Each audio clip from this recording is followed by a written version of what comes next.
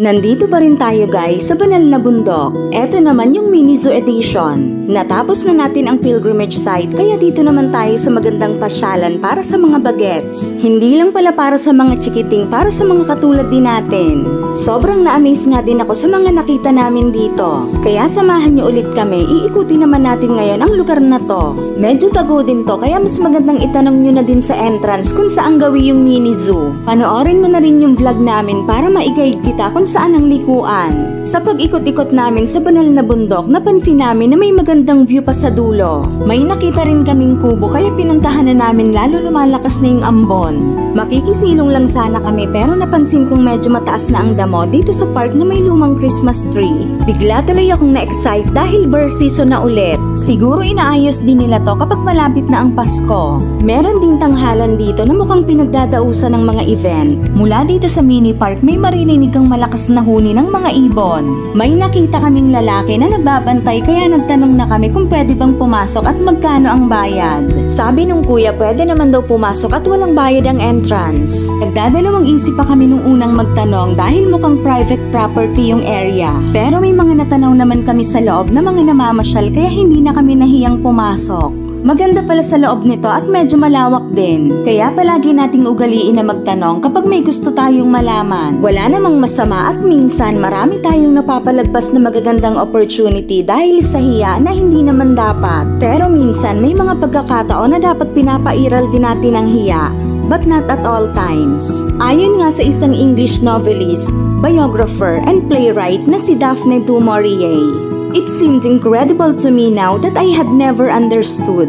I wondered how many people there were in the world who suffered and continued to suffer because they could not break out from their own web of shyness and reserve, and in their blindness and folly built up a great distorted wall in front of them that hid the truth. This was what I had done. I had built up false pictures in my mind and sat before them. I had never had the courage to demand the truth. Yan ay excerpt from her best-known novel na Rebecca noong 1938. Maraming tao hanggang sa ngayon na nag-uumapaw ang talent at potential pero walang lakas ng loob. Ayaw sumubok na mga bagay-bagay na hindi naman masama dahil pinangungunahan sila ng hiya at takot. Halimbawa na dyan ang fear of criticism at ang walang katapusan nating paano kung o what ifs. Ayon naman kay Oliver Napoleon Hill, isang American self-help author na kilala sa kanyang best-selling na libro na Think and Grow Rich. Meron tayong 3 enemies o 3 kalaban na kailangan nating i-clear out sa isip natin. Una ang indecision, sumunod ang doubt at pangatlo ang fear. Ayon din sa kanya ang sixth sense natin. Ito ang ating ability to know something without using the ordinary 5 senses of sight,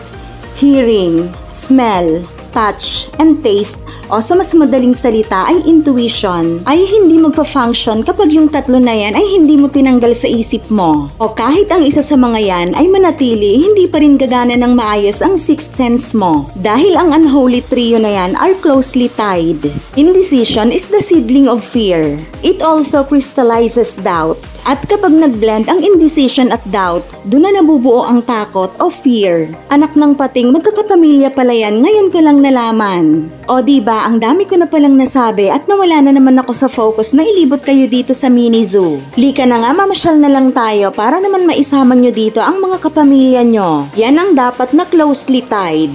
Eto nga pala guys ang likuan papunta doon. May makikita kayong malaking puno sa gitna ng T-intersection. Yung papunta sa kanan, diretsuhin nyo lang hanggang dulo. At kapag nakita nyo na yung gate na to, pwede na kayong pumasok. Isang sulfur-crested cockatoo ang bubungad sa inyo. Yan daw ang pangalan ng loro na yan ayon kay paring Google. Dahil sa bright sulfur yellow color nitong tuktok o palong, busy nga yun na magbukas ng sunflower seeds o buto ng mirasol. Naku, wag na wag nyong ilalapit ang mukha at kamay nyo dyan sa cage kung ayaw nyong makalmot. Mukha lang busy yan pero mabilis ang kamay niyan. Ang tulis pa naman ng claw nitong loro. Same din dito sa monkey. Muntik na ngang makalmot si Aikwen, buti na ilayo niya agad yung kamay niya. Nakakatuwa ding pagmasdan ang maliit na nilalang na to. Ang cute at ang ligalig kapag may tao. Maganda ring tumambay o maupo dito sa bench malapit sa fish pond na may relaxing na view. Dahil hapon na niyan at umaambon-ambon pa kaya nagmadali na kaming mag-ikot. Dumidilim na rin kasi ang paligid at mukhang malapit na silang magsarado. Buti nakita pa namin tong aquarium dahil dito talaga kami sobrang nag-enjoy. Ang ganda dito dito, lalo etong glotetra fish o glowfish. Sila ay tropical freshwater fish na nag-a-absorb ng light and then re-emit it para yung unique na fluorescent colors nila ay mas lalong tumingkad at lumiwanag.